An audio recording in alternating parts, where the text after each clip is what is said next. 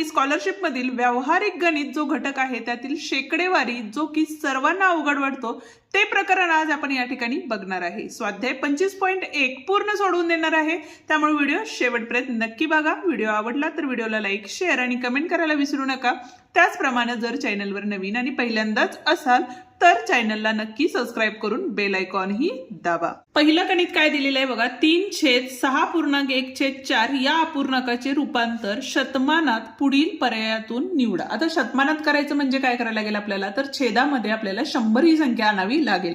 मग त्यासाठी बघा 3 छेद काय आलेले बघा 6.1/4 म्हणजेच किती झाले, sin चौक 24 आणि 1 25, 25/4 झाले, बरोबर आहे। हे 3 असेच राहिले, भागाकार होता त्याचा गुणाकार व्यस्त केला तर हे 4 गुणाकारात जाईल आणि 25 हे काय येईल आपले भागाकारात येतील, बरोबर आहे। पण आपल्याला भागाकारामध्ये 100 आणायचं आहे, त्यामुळे 25 ला किती न गुणावं लागेल तर 4 ने गुणलं, म्हणून वरती सुद्धा आपण काय केलं 4 ने गुणलं।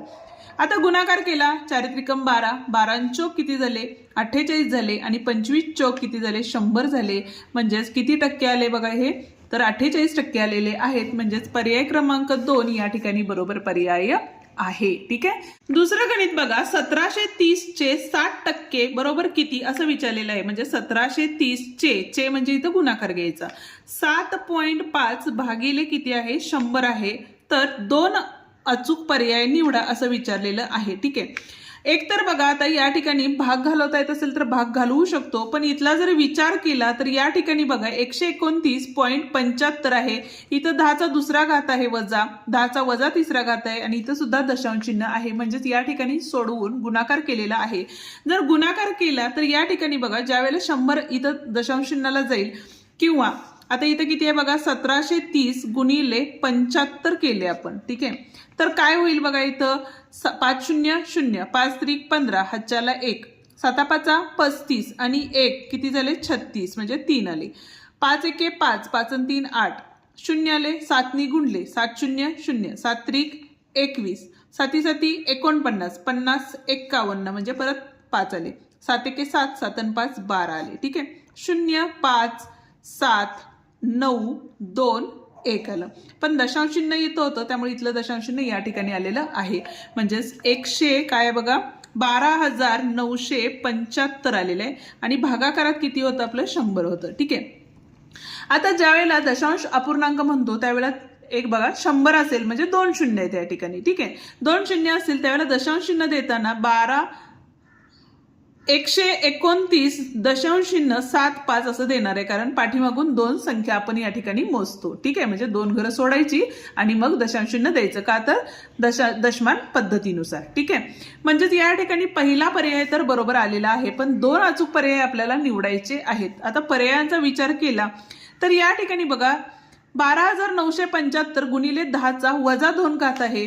आता ह्याचं जर रूपांतर केलं तर इथं किती आले बघा, इथला जो दशांश चिन्ह आहे तो काढून टाकला तर पुढे काय होणार आहेत 1 2 घर आहेत आणि घर या साईडला ज्यावेळेला सरकतात त्यावेळेला घात हा काय होतो वजा मध्ये येतो, म्हणजेच पर्याय क्रमांक 2 सुद्धा या ठिकाणी काय आहे बरोबर पर्याय आहे। ठीक आहे, जाऊया आपण आता तिसऱ्या प्रश्नाकडे, पण अजूनही व्हिडिओला लाईक जर केलं नसेल तर व्हिडिओला लाईक करा आणि तुमच्या मित्रांनाही आपले व्हिडिओ नक्की शेअर करा। तिसरा प्रश्न बघतोय, काय सांगितलेलं आहे बघा या ठिकाणी, तर 31.25% म्हणजे किती, 31.25 भागिले 100 म्हणजे किती असं विचारलेलं आहे। ठीक आहे, आता या ठिकाणी आपल्याला बघा जर दशांश चिन्ह आपण काढून टाकले तर 1 2 अंकानंतर दशांश चिन्ह आहे, म्हणून आपण काय केलं 100 आणि वरती खाली गुणलं, ही एक सोपी पद्धत आहे। आता या ठिकाणी बघा 100 आणि याला गुणल्यामुळे इथलं दशांश चिन्ह निघून गेलं, म्हणजेच किती झाले 3125 इथं आले आणि खाली काय राहिले बघा 100 गुणिले 100 राहिले। आता भाग घालवा, भाग घालवला तर इथं 5 ने भाग घालवला तर 5 2 10 5 0 0 इथं 5 घालवला 5 6 30 1 राहिले, 5 2 10 2 राहिले, 5 5 25। ठीक आहे, 25 ने वरती खाली भाग जातो म्हणून भाग घालवला, इथं बघा 25 चौक 100 झाले आणि 25 गुणिले 25 किती होतात आपले तर 625 होतात। ठीक आहे, भाग घालवताना एका संख्येने एकदा वरती आणि एकदा खाली भाग घालवायचा असतो। अजून भाग जातो, 5ने या दोन्ही संख्येला भाग जातो, म्हणून 5 चौक 20 आणि 5 5 25, म्हणजेच 5 भागिले 4 चौक किती आले तर 16, म्हणजे 5/16 हे उत्तर असणार आहे. म्हणजेच पर्याय क्रमांक 1 या ठिकाणी काय आहे, बरोबर पर्याय आहे. आता पुढचा अत्यंत महत्वाचा प्रश्न आहे, त्यामुळे व्हिडिओ स्किप करू नका. चौथा प्रश्न काय दिले बघा, तर 1 किलोग्रॅम धुण्याच्या पावडरीची किंमत 40 रुपये आहे. म्हणजेच 1000 ग्रॅम, 1 किलो म्हणजेच किती असते 1000, कितीला मिळाली तर 40 रुपयाला मिळाली. ठीक आहे.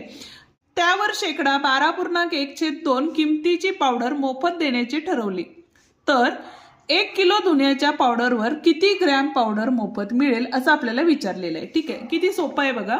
आता या ठिकाणी जर विचार केला तर 40 रुपयाला किती रुपयांची पावडर मिळाली हे माहिती आहे का आपल्याला, नाही. त्यामुळे आपण इथं एक्स घेऊया. ठीक आहे. त्याच्यानंतर बघा 100 रुपये, ज्या वेळेला आपण 100 रुपयांची पावडर खरेदी करू त्यावेळेला आपल्याला 12.1/2 किमतीची पावडर आपल्याला मिळणार आहे. 12.1/2 म्हणजेच काय झाले तर 12.05 झाले, कारण 1/2 ची किंमत काय असती 0.5 असती. आता एक्स ची किंमत काढली, म्हणजे 40 रुपयाची पावडर खरेदी केल्यानंतर किती किमतीची पावडर आपल्याला मिळणार आहे ते आपल्याला पहिल्यांदा काढून घ्यावे लागेल. तर या ठिकाणी बघा एक्स बरोबर, हा एक्स इथंच ठेवला, हा 40 इथं गेल्यानंतर काय झाला गुणाकारात गेला. ठीक आहे. आणि भागाकारात काय आहे आपले 100, शून्याला शून्य गेले, 4 बे दोन्ही 4, बे पंचे 10, 5 एके 5, 5 दोन्ही 10, 2 राहिले, 5 5 25, म्हणजे 2.5 आले. म्हणजेच एक्स बरोबर 2.5 गुणिले 2, म्हणजेच 25 दोन्ही किती होतात तर 50 होतात. एका संख्येनंतर दशांश चिन्ह आहे, म्हणजेच किती आले या ठिकाणी 5 रुपये. ठीक आहे. आता या ठिकाणी बघा 40 रुपयाला किती आहेत आपले 1000 ग्रॅम आहेत. ठीक आहे. म्हणजेच जर त्याचे 4 भाग केले तर 250 ग्रॅम कितीला असणार आहे या ठिकाणी तर 10 रुपयाला असणार आहे. बरोबर आहे. 10 रुपयाला काय झाले 250 ग्रॅम झाले. त्याच पद्धतीने जर विचार केला तर या ठिकाणी बघा 125 ग्रॅम, म्हणजे ह्याच्या निम्म केलं दोन्हीच्या, तर किती रुपयाला येणार आहे तर 5 रुपयाला येणार आहे. ठीक आहे. मग आपल्याला काय विचारलेलं आहे तर 40 रुपयाची ज्यावेळेला पावडर आपण खरेदी करू त्यावेळेला आपल्याला किती ग्रॅम पावडर मिळणार आहे तर 125 ग्रॅम पावडर आपल्याला त्या ठिकाणी मिळणार आहे. म्हणजेच बघा या ठिकाणी पर्याय क्रमांक 1 बरोबर आहे. पाचवा प्रश्न काय दिलेला आहे बघा, 5 लिटरच्या 2.1/2% म्हणजे किती. 5 लिटर म्हणजेच मिलीलिटर मध्ये केलं तर किती झाले 5000 मिलीलिटर झाले, गुणिले 2.1/2 म्हणजेच किती झाले 2.05, कारण 1/2 म्हणजेच काय घेतो 0.5 घेतो, आणि भागाकारात किती आहे आपलं तर 100 आहे. ठीक आहे. आता किती झाले बघा, तर इथल्या शून्याला ह्या 2 शून्य निघून गेल्या.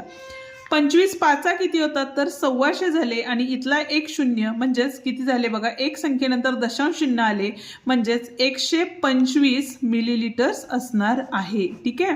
म्हणजेच 5000 मिलीलिटरला 125 मिलीलिटर हे उत्तर असणार आहे. म्हणजेच पर्याय क्रमांक 1 या ठिकाणी काय आहे बरोबर पर्याय आहे. या ठिकाणी आपला हा स्वाध्याय 25.1 संपतो. आजचा व्हिडिओ या ठिकाणी संपतो. आजचा व्हिडिओ तुम्हाला कसा वाटला ते कमेंट करून नक्की सांगा. व्हिडिओ आवडला असेल तर व्हिडिओला लाईक, शेअर आणि कमेंट करायला विसरू नका. आणि त्याचप्रमाणे उद्याच्या भागात आपण 25.2 पूर्ण सोडवून येणार आहे, त्यामुळे व्हिडिओ बघायला विसरू नका. आणि अजूनही चॅनलला सबस्क्राईब केलं नसेल तर चॅनलला सबस्क्राईब करून बेल आयकॉन ही दाबा, जेणेकरून आपल्या अशाच नवनवीन व्हिडिओंची नोटिफिकेशन तुम्हाला लवकरात लवकर मिळून जाईल. धन्यवाद.